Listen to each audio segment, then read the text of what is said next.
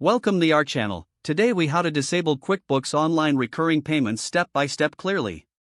To disable recurring payments in QuickBooks Online, start by logging into your QuickBooks Online account.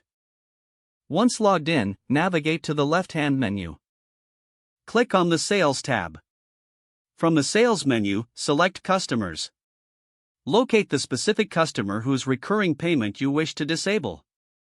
Click on the customer's name to view their profile.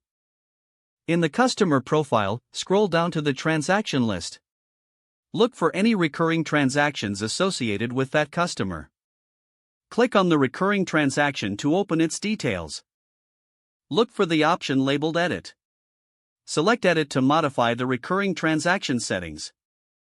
In the Edit screen, find the option that says Status. Change the status from active to inactive. Once you've made the changes, click on Save and Close.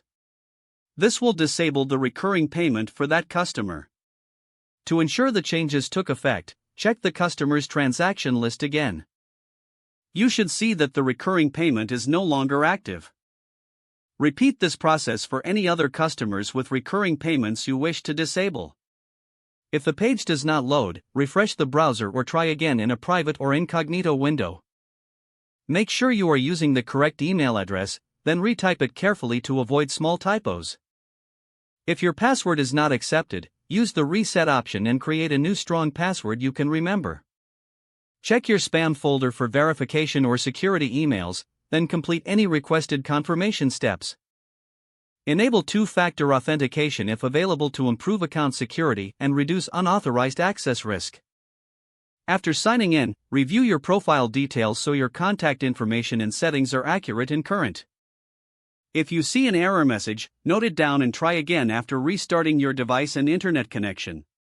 Log out when you finish, especially on shared devices, to keep your account and payment information secure. If the page does not load, refresh the browser or try again in a private or incognito window. Make sure you are using the correct email address, then retype it carefully to avoid small typos.